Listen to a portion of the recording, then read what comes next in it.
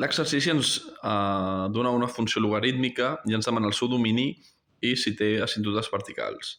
La funció concretament és logaritme neperià de x al quadrat més 4x menys 3. I per saber el seu domini, el primer que hem de saber és que el domini d'un logaritme, per exemple, de logaritme neperià de x, només existirà aquesta funció per a x més grans que 0. Vale?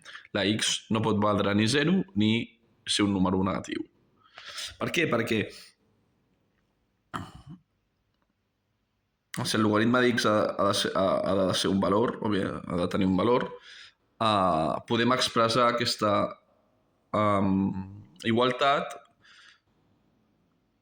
en base a la funció inversa del logaritme, que és l'exponencial, sí? Del logaritme de paria, que la funció inversa és l'exponencial. Si passem al logaritme a l'altra banda, es quedarà x igual a e elevat a i. I per tant, el número e és un número decimal positiu i el número e és 2,718, etc. Té infinits decimals.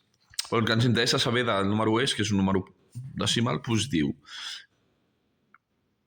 i que, per tant,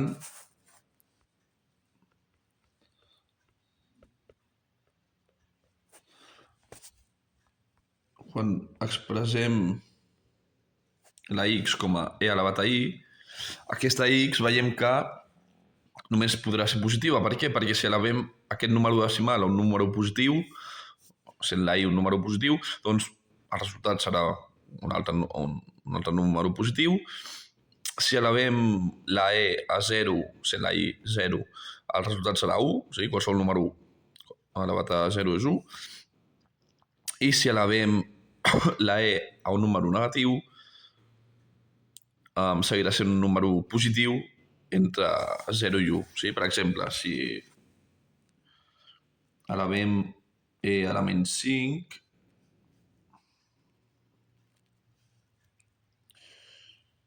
això és el mateix que dir 1 entre e a la 5,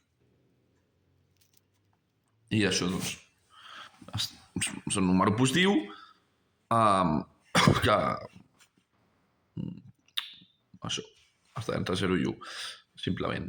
Vale? Però el signe seguirà sent positiu, per tant, amb això podem veure que el domini són tots i només els números positius.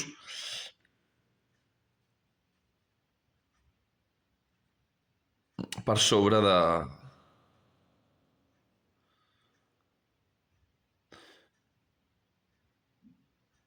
de 0. Per què per sobre de 0? Per què no incloem el 0 dins del domini? Doncs perquè no hi ha cap valor d'I que doni, en aquesta igualtat no hi ha cap valor d'I que doni una x igual a 0, sí? Ja hem dit, Al final qualsevol número al que elevem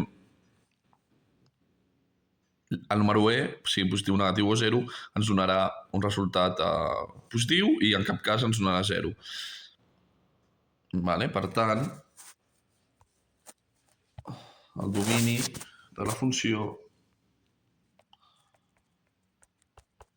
són les x més grans que 0.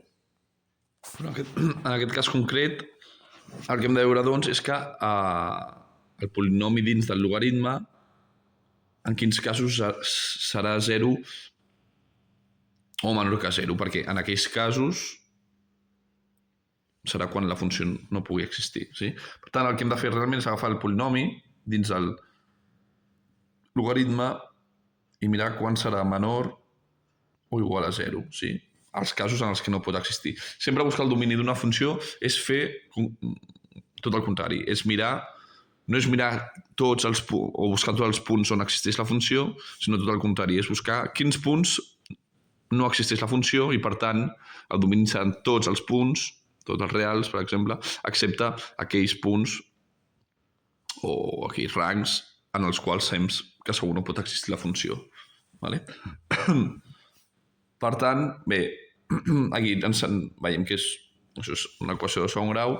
Si féssim només la igualtat, no? Seria una equació de segon grau i de fet podem simplificar a una igualtat i després tornar a posar el menor o igual. Vale? És indiferent. Jo ho deixaré així. I per tant, la fórmula és menys b, que és menys 4, més menys arrel de 4 al quadrat, menys 4 per a per c. Per tant, menys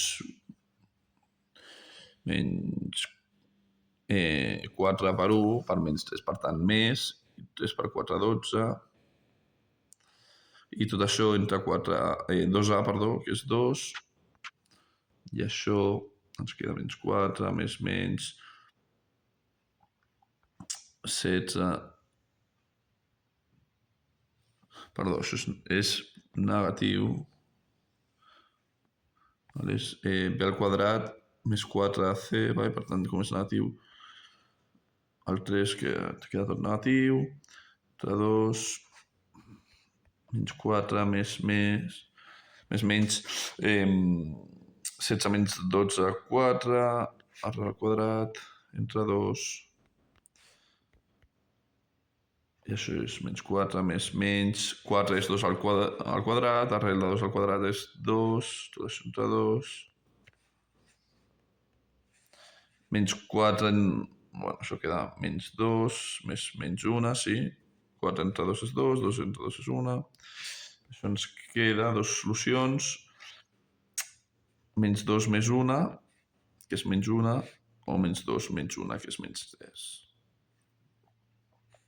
Vale? Per tant, ja dic que si la inequació que he fet aquí fos una equació, una igualtat, ens quedaria que x1 val menys 1 i x2 val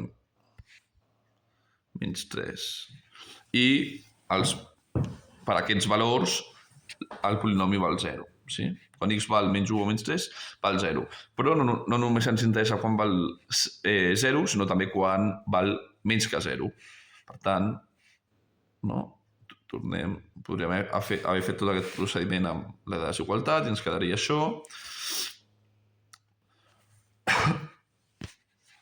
Sí, perquè amb això estem dient que el polinomi serà igual o menor que 0 quan la x sigui igual o menor que menys 1 o menys 3. Vale? Per veure-ho una mica millor, doncs, sí, això és l'eix d'abscisses, aquí està el 0, el menys 1, el menys 3,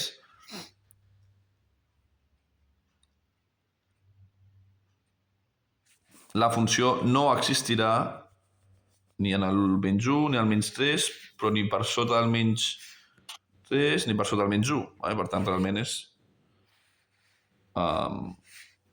per sota del menys 1. Sí? No existirà en tot aquest rang, de menys infinit a menys 1. Sí, perquè, per exemple, si val menys 2, podem comprovar, si val menys 2 serà 4 menys 8 menys 3. Sí? Això és menys 4 menys 3, menys 12. Menys 7. Negatiu. A part de dins el polinomi valdrà menys 7, el logaritme del menys 7 no existeix, perquè és el logaritme d'un número negatiu no existeix. Per tant, el domini d'aquesta funció podem posar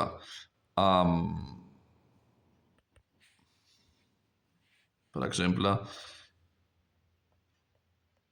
x pertany a menys 1 fins més infinit, val? O sigui, la funció existeix des del menys 1 sense incloure, perquè quan val concretament menys 1 dona 0, el polinomi, per tant el logaritme no existeix, i fins infinit. Vale?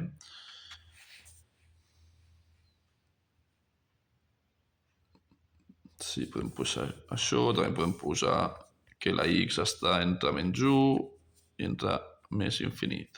Sí? També sense incloure, sense les iguals, només més gran que sense la igual.